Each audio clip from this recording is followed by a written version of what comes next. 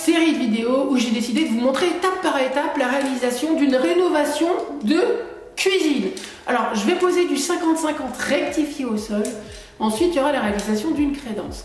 Mais, eh ben, avant, c'est la préparation. Il va falloir déposer toutes les plaintes. Pose du primaire d'accrochage, départ de pose. Ensuite, on va poser nos 50-50 à rectifier. Allez, j'ai envie de vous dire, c'est parti! Bon, alors nous allons déposer nos plaintes. Pas besoin de grand chose. D'un ciseau, d'un marteau. Alors aussi, par moment, le cutter est assez utile puisqu'il va vous permettre un petit peu de rayer au-dessus de l'arasement des plaintes.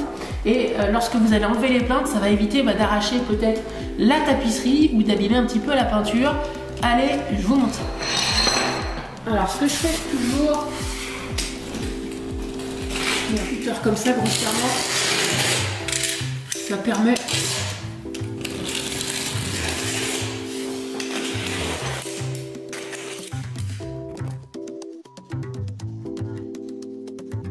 il va falloir mettre comme ça pour pas trop abîmer le mur, et surtout plus vous êtes parallèle au mur, vous creuserez à l'intérieur, d'accord? Donc normalement vous devriez pas trop avoir de difficulté à enlever les plaintes.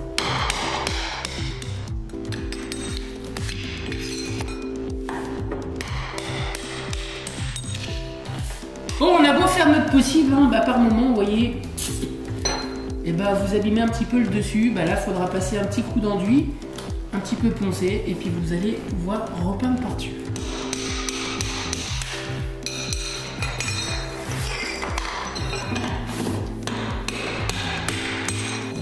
C'est comme ça.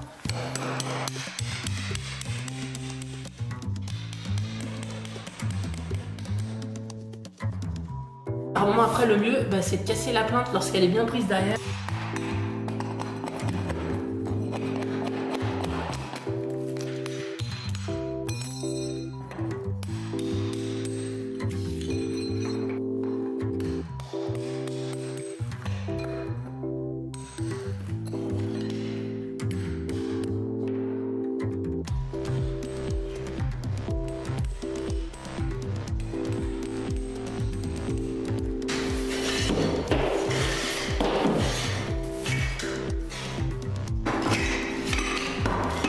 Vous n'allez pas vous regarder mettre toutes les plantes à chaque fois. Ensuite, c'est la préparation.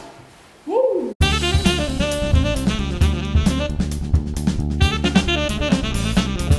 Alors, nous allons enlever tous les blocs portes qui sont fixés au sol, forcément, et puis toutes les portes. Et ensuite, on va poser notre primaire d'accrochage.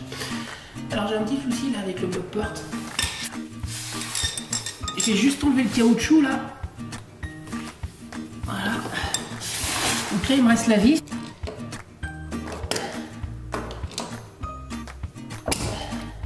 Ça, c'est parce que j'ai la flemme de descendre au camion, parce qu'un cruciforme, j'en ai un, mais bon. Il faut traverser toute la résidence pour un cruciforme.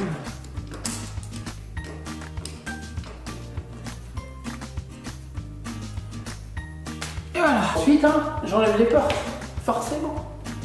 Moi, je prends mon petit marteau, comme ça.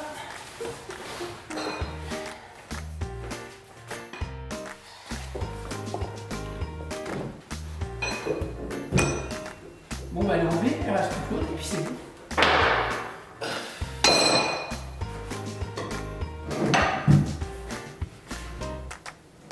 Il est temps de poser notre primaire d'accrochage. Les portes ont été dégondées, les plaintes sont enlevées, le support est sain, sec, propre et dépoussiéré. Alors je vais poser un primaire d'accrochage qui est adapté sur de l'ancien carrelage, qui est aussi adapté pour du sol béton et du sol bois. Voilà. Alors, ce primaire, en fait, il est très coloré. Alors, je vous ai déjà fait une vidéo pourquoi les primaires sont colorés. Je vais vous donner le lien juste là. Voilà. Alors, ce qui est bien aussi avec la couleur, c'est qu'on voit les lieux de passage. Bon, pour le primaire d'accrochage, vous pouvez utiliser un pinceau ou un rouleau. Moi, je vais utiliser un rouleau quand même. Allez, c'est parti.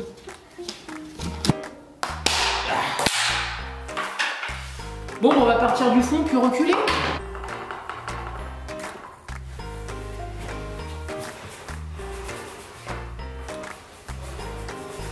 Lentement mais sûrement, vous passez votre primaire au rouleau et puis voilà, faites en sorte que ça s'imprègne bien dans les joints aussi. Et surtout, pas de sur épaisseur.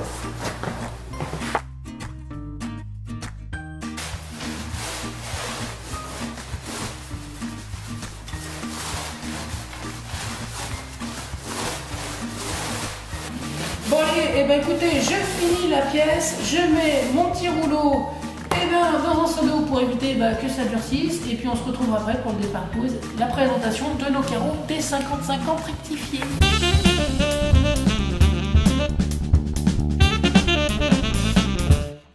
Alors, c'est du format 50-50 rectifié. Alors, c'est pas ce qu'il y a de plus courant en termes de format, du 50-50 rectifié, c'est plus souvent du 60-60 rectifié. Alors voilà, c'est un gris un petit peu anthracite. Alors, qu'est-ce qui fait la différence entre un rectifié et un normal? C'est tout simplement que le rectifié, il est réusiné, vous voyez. Et bien là, vous voyez surtout ma tête, non? Voilà. Alors, ce qui fait sa différence, c'est qu'il est réusiné pour avoir des bords très très nets. Autrement dit, si vous mettez un croisillon 2 mm, ça fera vraiment 2 mm, à contrario avec les autres carreaux où ça fera un petit peu plus de largeur. Alors maintenant, on va regarder ce qui est marqué sur le paquet. Et voilà, c'est très très important de vous renseigner lorsque vous prenez du carrelage. Alors, on va vous indiquer la qualité du carrelage. On va vous décrire un petit peu le carreau que vous allez devoir poser. Ne pas décaler, ne pas utiliser de cale d'écart. Donc vous voyez, il faut vraiment utiliser des croisillons avec ceci. Lorsque vous voulez vérifier la qualité de vos carreaux, vous le mettez face à face comme ça. Et par moment, vous allez voir plus ou moins d'écart au niveau des deux côtés. C'est-à-dire que peut-être que le carreau aura un léger galbe. Là, franchement, il n'y en a pas beaucoup. C'est de la bonne qualité de carrelage. Allez!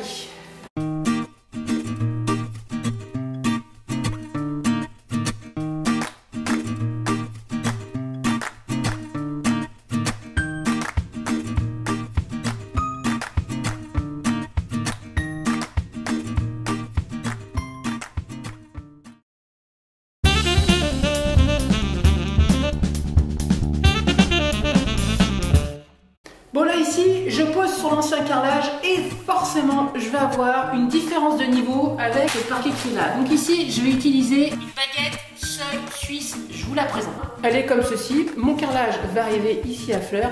Et là vous voyez, ça vous permet de lire une légère pente. Ça permet quand même d'avoir des belles finitions. Allez, ce que je vais faire, c'est que je vais mesurer tout bêtement mes deux entrées de porte.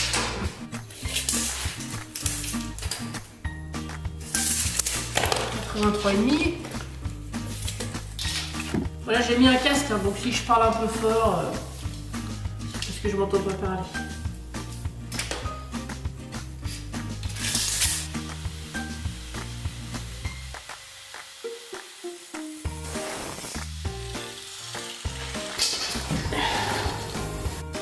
Voilà. Comme j'expliquais.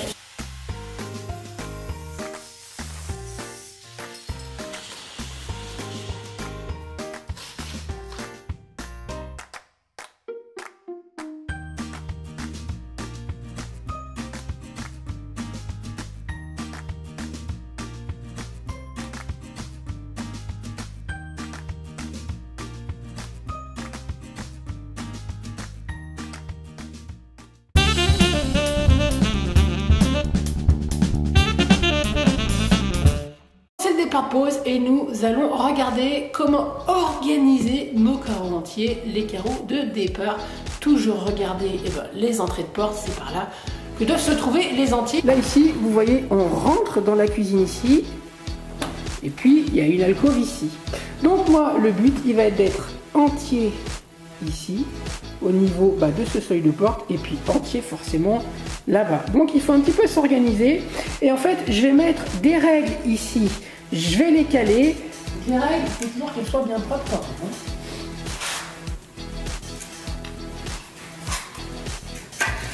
Voilà.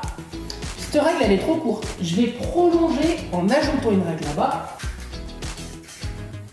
Pour être sûr d'avoir une ligne bien droite, en fait, je vais rajouter une règle juste ici.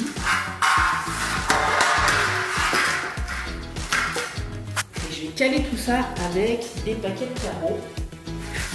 La ligne, elle est prédéfinie.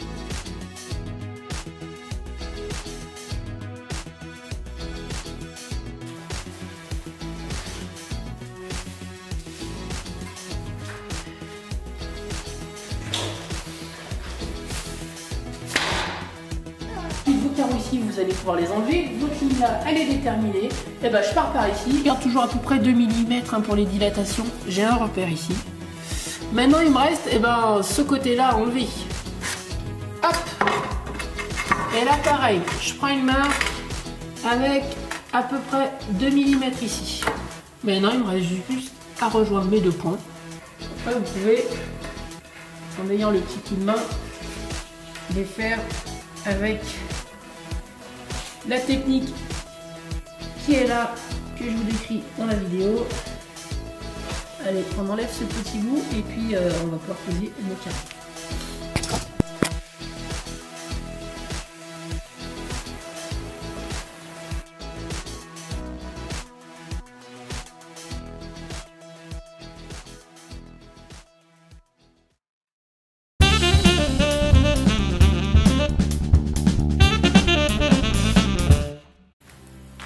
Allez, c'est parti.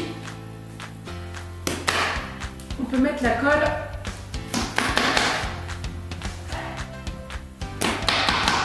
Et important, il faut être très propre au niveau des sillons parce qu'on utilise des croisillons ponivlants. La colle après elle remonte dans les joints et c'est plutôt problématique par moment. Il passe ou pas? Ah, il passe pas.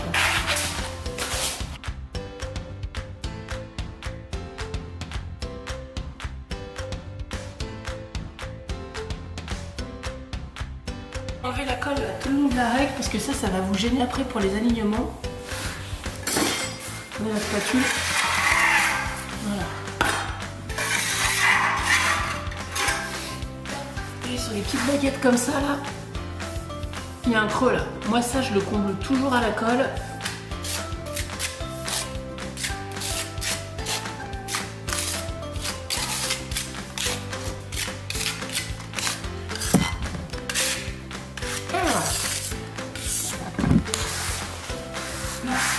Positionner.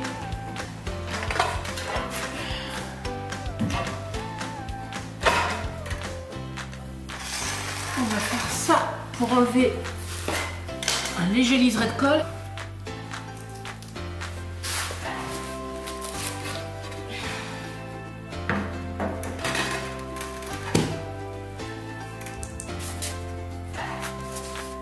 On n'a plus qu'à visser. Avant de bien serrer, on va mettre le croisillon de 2 mm parce que ça, on va dire que ça nous sert juste à les niveler, d'accord? Faut pas oublier que la petite lamelle ne fait que 1,7 mm.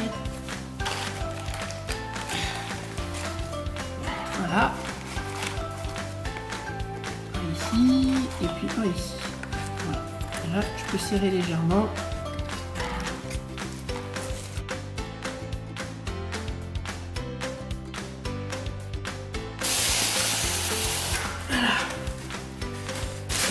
Ok. Spatule. Blanc. Voilà.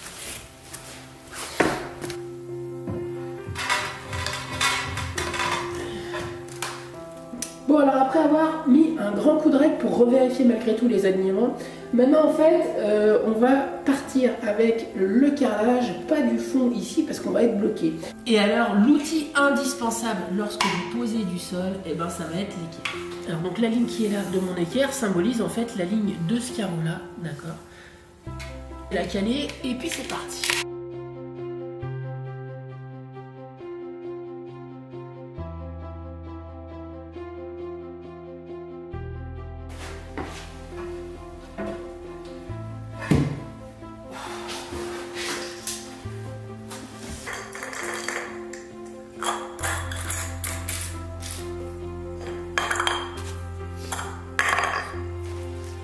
Alors après, pour être sûr de mes alignements, je me sers de ma règle en fait et je la symbolise comme un carrelage en fait. Voilà. Et avec 2 mm, je le suis bien. Et ici, je vais le poser aussi. Et voilà, on est bon. J'ai une petite coupe de 2 cm à sortir et je ne vais pas utiliser la disqueuse, je vais utiliser la carrelette. Ce que je vous conseille, c'est de rayer déjà aux 2 extrémités. Mettre un petit coup. Donc là déjà les 2 extrémités sont bien rayées. Il ne faut pas aller trop vite, il ne faut pas hésiter un petit peu plus à appuyer. Et il faut qu'une fois. Donc il faut exercer une légère pression en haut. Vous pouvez mettre votre main. Là il a scellé déjà en haut. Maintenant on va ici. Voilà, donc avec une carrelette quand même on peut gagner du temps hein, et on peut s'éviter de faire plein de coupes à la disqueuse. Vous êtes tranquillement devant l'ordinateur pendant que moi je suis en train d'en baver là. Hein? Vous rigolez, ça va.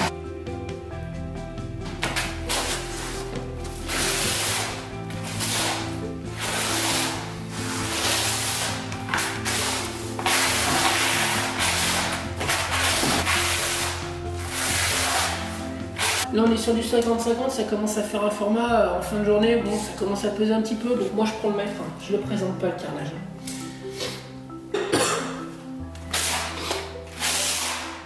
Et c'est le début des allergies.